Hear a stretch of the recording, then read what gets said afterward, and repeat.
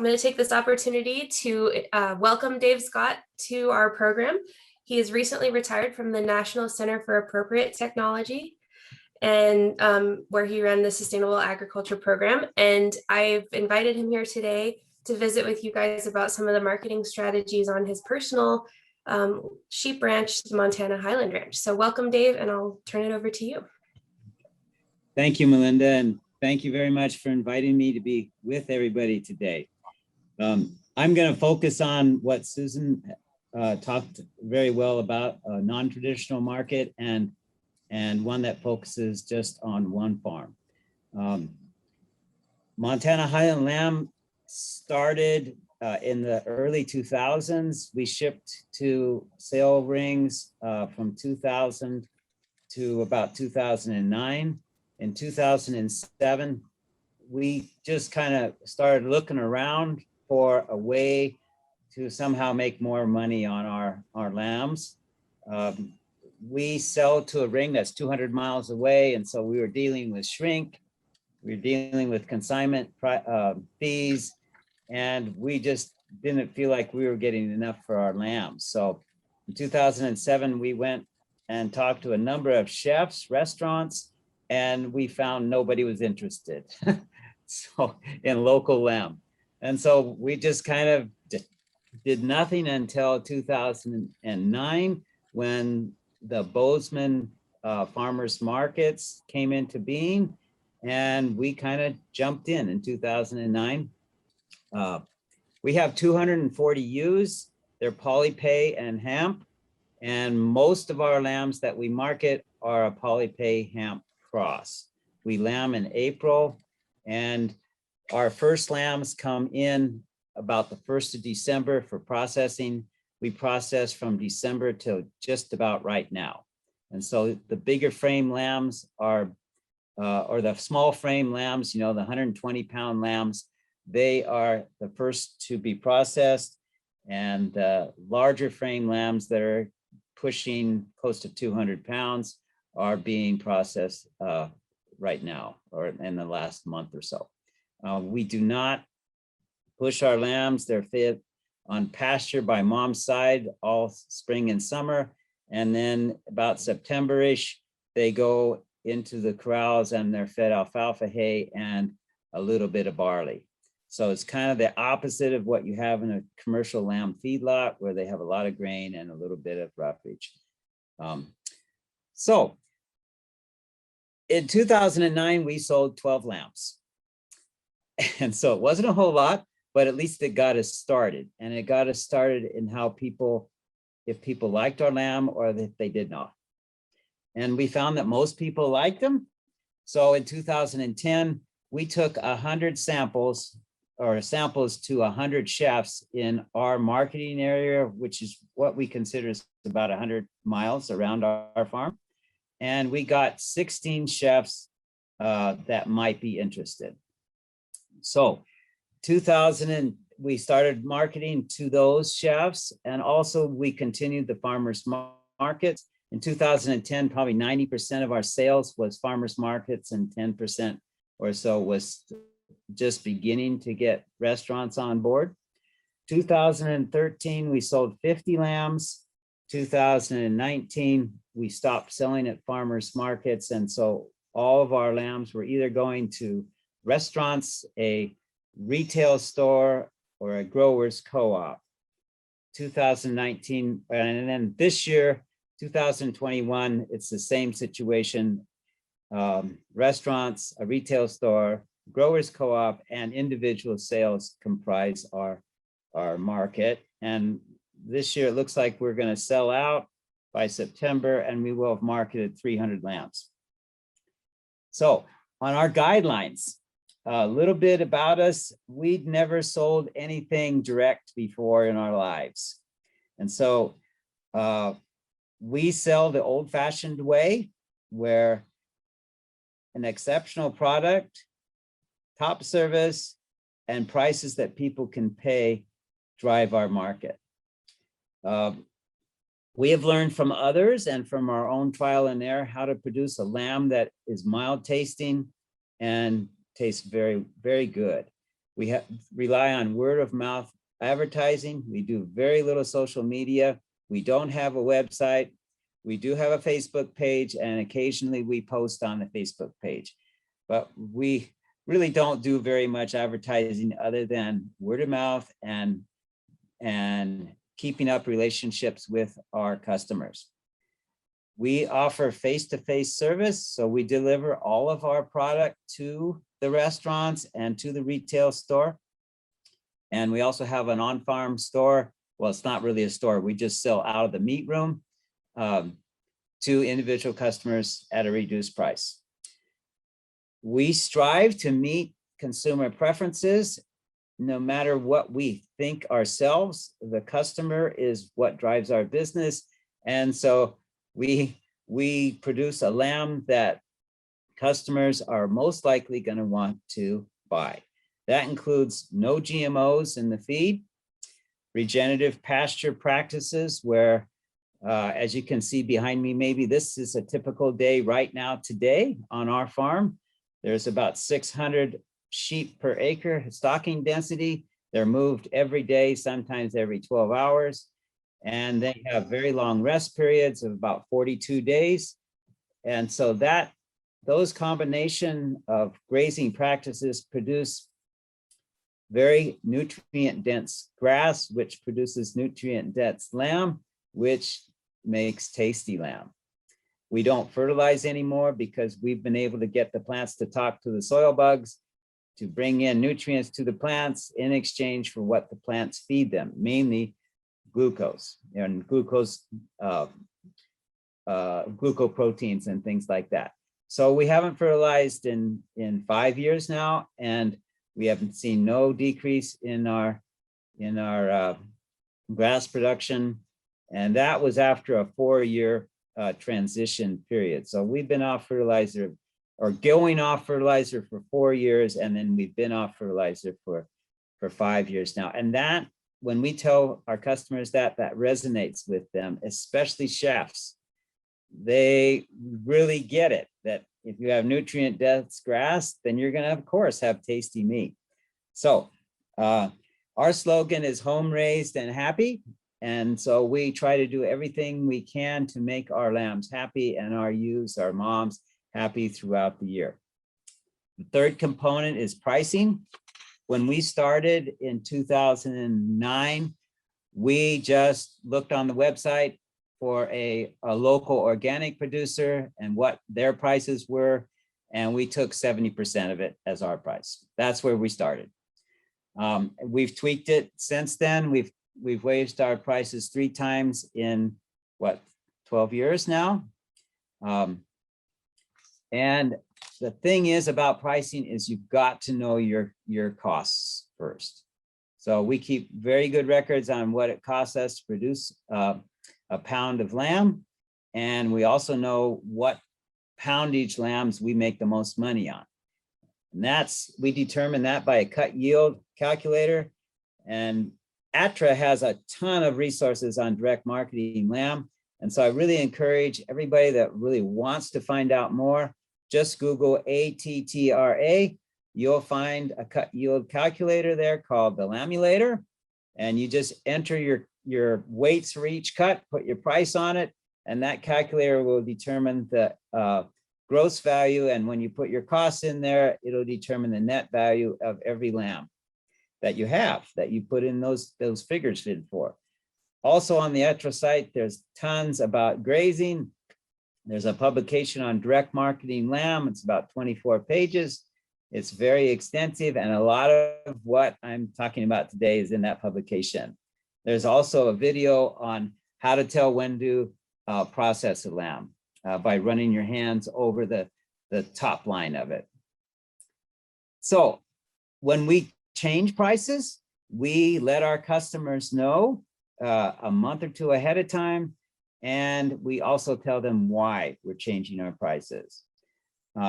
We are very open about pricing. Competitors, we figure, are going to find out your prices sometime, some way anyway, so we just tell them with a smile. It's a lot better to be, in our opinion, to be open and courteous and friendly than covert and sullen. So our marketing tips, Melinda asked me to share with you some of them. And the first thing that you have to do is find a processor. In the Intermountain West, processors are getting very, very scarce. And they're, especially with COVID, they've been flooded with people that want to process animals. And so when you start a business, a meat business, it's imperative, you don't need to do anything else before you find a processor, because you can get everything lined out. And if you don't have a processor, you don't have anything. So, and especially in view of the huge demand on processors these days, you really want to keep that processor. And so that can include getting your cutting orders in before the lamb is cut, like 2 or 3 days. There's nothing that stresses a processor more than having to cut a certain day and not having a cutting order. So make life simple for him or her and get the cutting orders in very soon. The other thing is bring the right number of animals that you've promised or agreed upon at the right time. Don't show up with 2 or 3 more lambs than what you agreed upon. That just makes his day go very bad. You know, if you're going to show up with a different amount than what you agreed on, it's best to show up with less rather than more. And then pick up your meat when it's done and pay cash for it when you pick it up.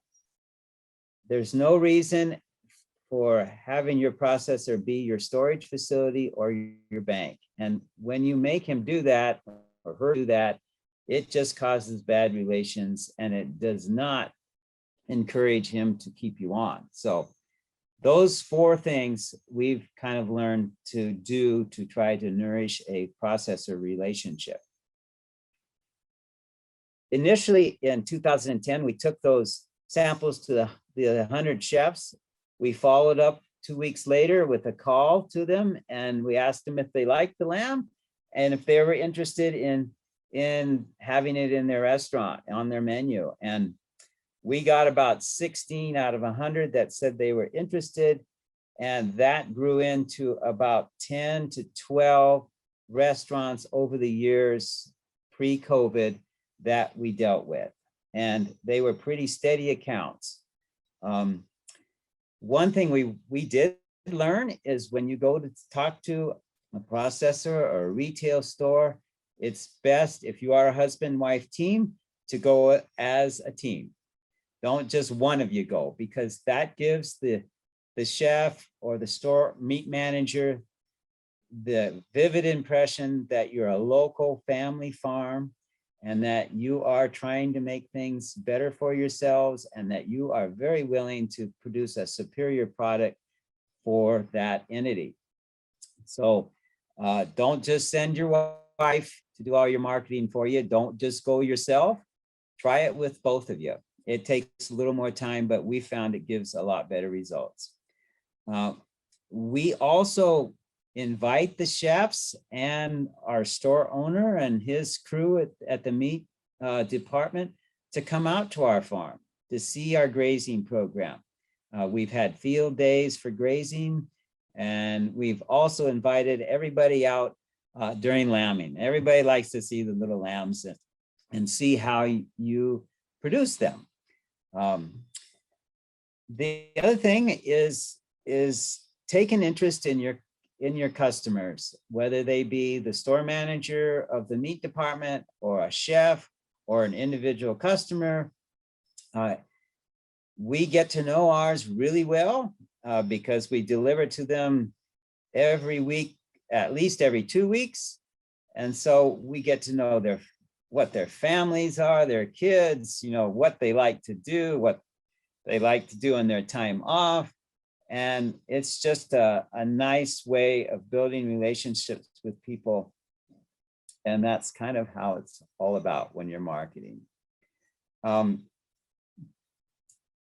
our billing, we deliver our meat with a packing slip that has all the pounds of a particular cut written down, and we do not invoice them until about 2 days later. It's mainly because when we are sorting through the meat and getting the orders ready, we really don't have time that particular morning to make invoices for, say, 5 or 6 outfits. So we just make a packing slip and give it to them. They sign it, and we keep a copy, and then we make an invoice out of that and mail it. It seems to work very well. All of our accounts understand that payment is due upon the invoice, and for the most part, everybody cooperates with that. And so it's a very nice system. And if we get a customer that is really consistently late, like 2 months late, we say, can you please speed up your payment? And if it's still late all the time, then we just kind of say, I'm sorry, we can't do business with you. You as a small businessman, you really don't have the resources to carry large accounts along when you're 2 to 3 months behind on account receivables. It's sometimes hard to do that, but you end up getting a crew of customers that are very good at paying you. So it works out best. On our farm, we have storage for 40 lambs. It's not a walk-in freezer. We've just grown our storage capability through domestic regular old house freezers, and we bought them as we needed them. So we've kind of decided that we'd go that route, and then once we got more lambs than we had freezer storage for at the farm, we were fortunate enough to have a locker in Bozeman, which is 60 miles away, where we can rent pallet space. And it's actually cheaper at that locker to store our frozen product than it is in an upright freezer for us, energy wise. So it works out pretty good. The only problem is you've got to have a really good inventory system so you know what's over in your locker if somebody comes up.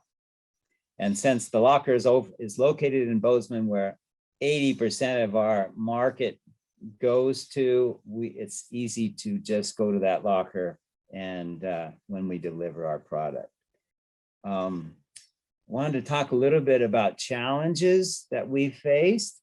One of the big challenges when you're working with a restaurant chef is chefs change menus and chefs go other places, to other restaurants. And so it's very much a dynamic if you've got several chefs that are each wanting a different cut at different times of the year.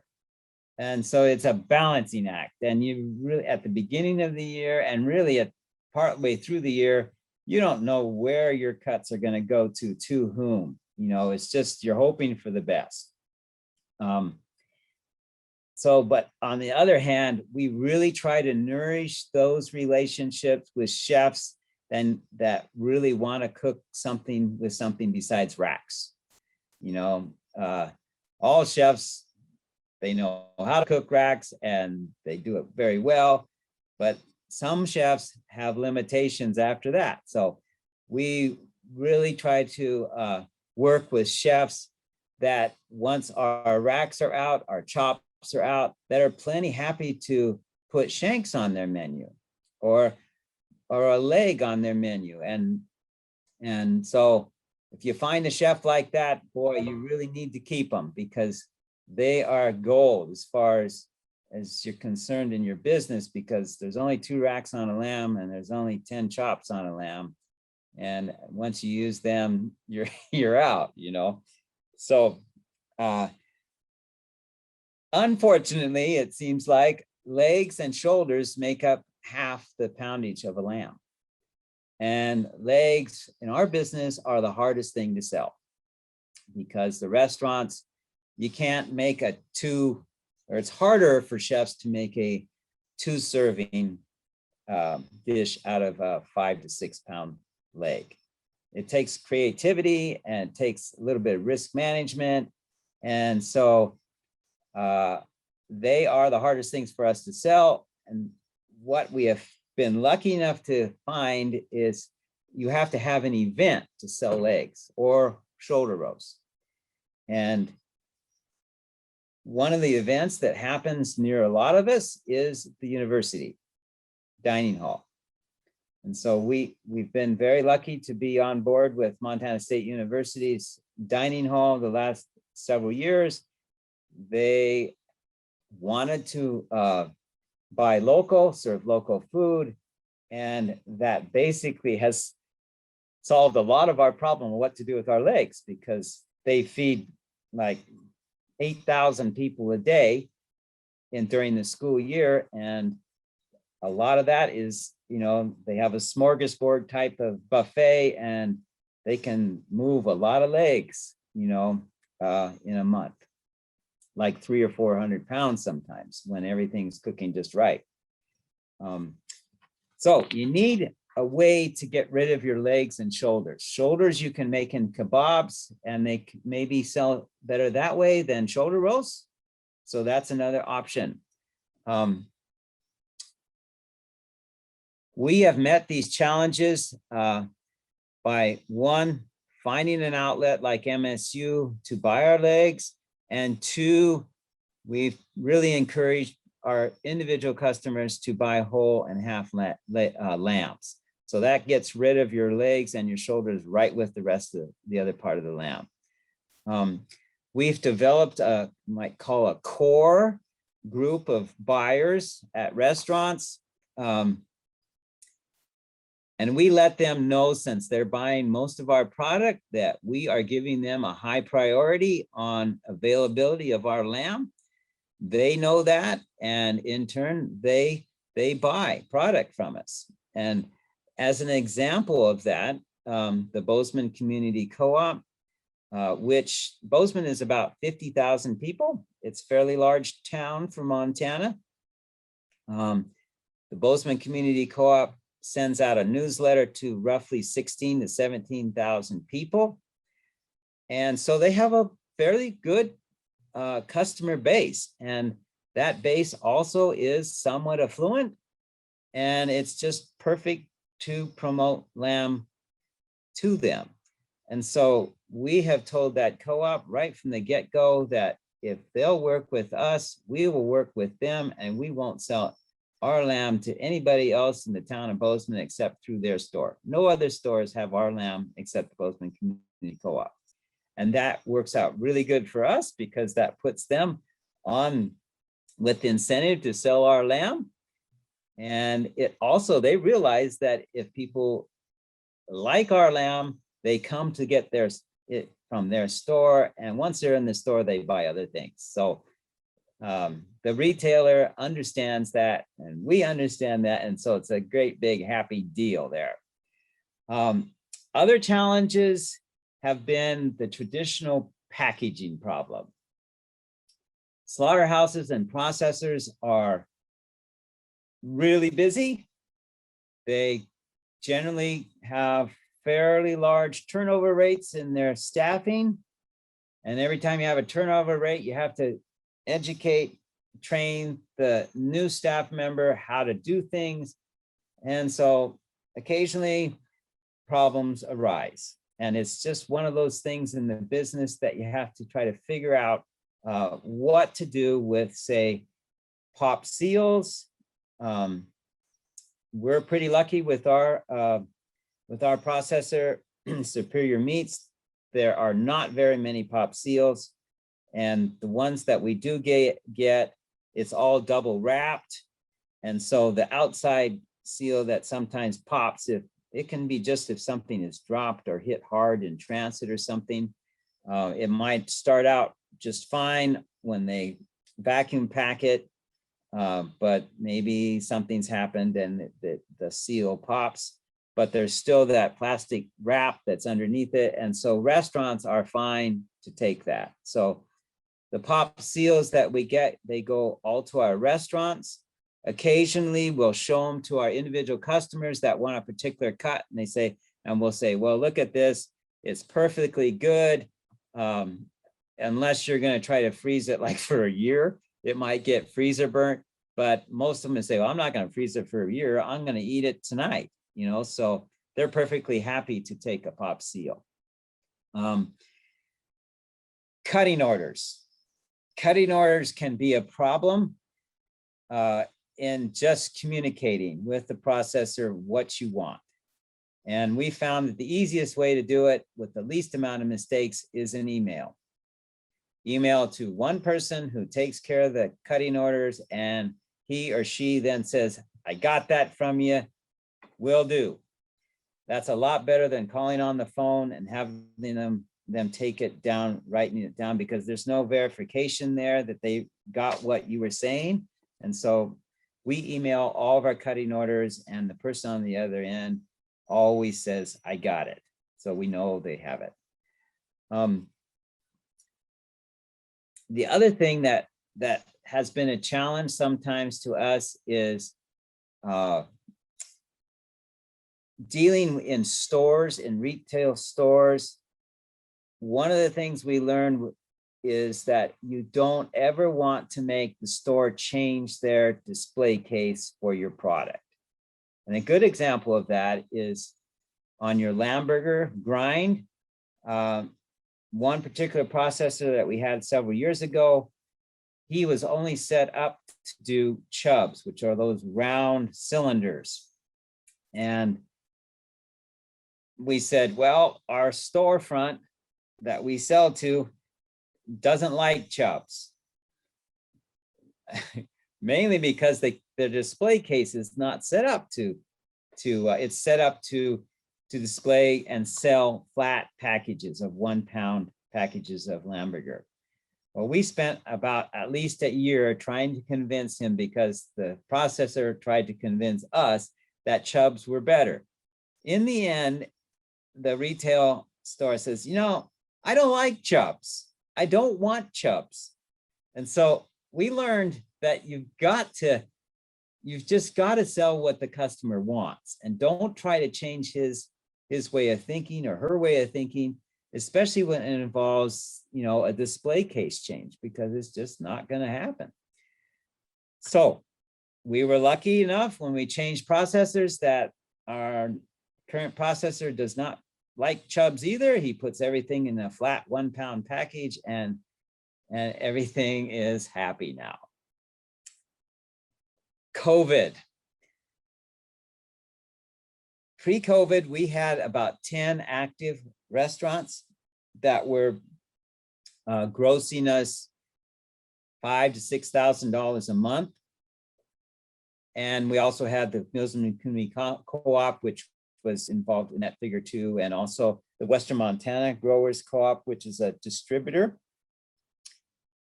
In February of 2019, when COVID was just beginning to hit, we just didn't know what was going to happen to our market. And so we decided to go to a February sale in Billings, Montana. That's a sale ring that's 200 miles away, and sell 80 of our lambs, because we just didn't think we could sell all 270 lambs. Well, due to some things that happened on sale day, we never got there. And so we were stuck. And so we just went, well, I guess we'll just have to do the best we can. It ended up being the best move we could have made. And, you know, we didn't try to make it, but it worked out that COVID changed everything for our business. Granted, we lost 8 restaurants, that 2 of them just totally went out of business and have not come back in business. And the other 6 just stopped, period, buying lamb and really serving anything. We did keep a beer brewing combination pizza parlor, which was perfect for COVID, because, you know, everything could be made to go. And so they bought the same amount of lamb burger for their pizzas that they always had been. We had one high-end restaurant that had been serving our lamb for 3 or 4 years, and they decided to just plow through COVID, do all the regulations, and they continued serving our lamb. But those two restaurants were not going to sell our lamb for us. And so we were really wondering what to do when all of a sudden the Bozeman Community Co-op said, we need more lamb. People are starting to cook at home again. And so the co-op sales, our sales to the co-op rose 4 times. Western Montana Growers Co-op, which deals a lot with stores, their sales rose by a factor of 5. And our whole lamb sales rose by a factor of 2 times. So in the end of 2019, we were sold out in September, and we just couldn't believe it. But and we would not have believed it if somebody had told us that in February. So the fact that we missed this sale by some, odd quirk really turned out to be good for us. So in 2020, 2021, it's basically been the same thing. People have started to come back to restaurants. Our restaurants have increased by 2. So we have about 4 right now, but our sales to the Bozeman Community Co-op have just kept right on going, and also Western Montana Growers Co-op. Those sales have increased more and more too. So we feel very fortunate and lucky that the market just kind of changed that way, and we had a product that was tasty that people liked, and it just worked out fine. And so I guess I'll close with the moral of the story being that you have to have a product that when people try it, they say, man, that's the best lamb I've ever tasted. Or if a beef rancher, you serve it on your family table at dinner with a beef rancher, a lot of them then say, gosh, that's the best, tenderest beef I've ever had. We don't tell them it's lamb, So you need a product that is exceptional, that sells itself, because it's an awful lot of work to direct market your lamb. And if it doesn't sell itself, boy, it almost is not worth it. So figure out how to feed for a superior product and go for it. And the second thing is treat folks as you'd like to be treated yourself. Go out of your way to just give them everything that they want. For an example, if we generally don't, sometimes we go weekly to Bozeman, at least we go every other week. But if a restaurant calls up and says, man, I've had just unprecedented demand for your lamb the last 2 or 3 days, and I'm out. And I know you weren't going to start coming for another week, but I'm out. Well, we just go bring more lamb to them. So treat folks like you would like to be treated yourself. Believe in yourself. And we found that with a little bit of luck, things will work out. Thanks a lot. Thanks so much for sharing all of your experience with some of this niche marketing. Do you feel like you're having the same kind of sales to direct consumers this year as you did last year? Do you think that's going to carry forward after COVID sort of works itself out? Well, that's a big question, because we don't know if people are going to still keep cooking, So far, in 2021, our whole lambs and half lamb sales have doubled from like 2018. And 2019 was the same thing. It seemed like everybody, when the meat counters got empty, people panicked and they said, I'm just going to go buy a cow or steer or a lamb or a goat or something so I have it. And we really haven't seen anything taper off yet in that way, but we'll see. We'll see if people don't cook so much as they have the last 2 years going forward. Maybe they'll eat out more. We just don't know. Yeah, I know it's a guessing game, right? Yeah.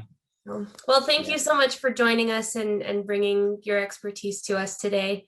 And we'll let you get to your other engagement, but we'll catch up with you again on another webinar. Well, thank you very much, Linda, and thanks everyone. We'll see you.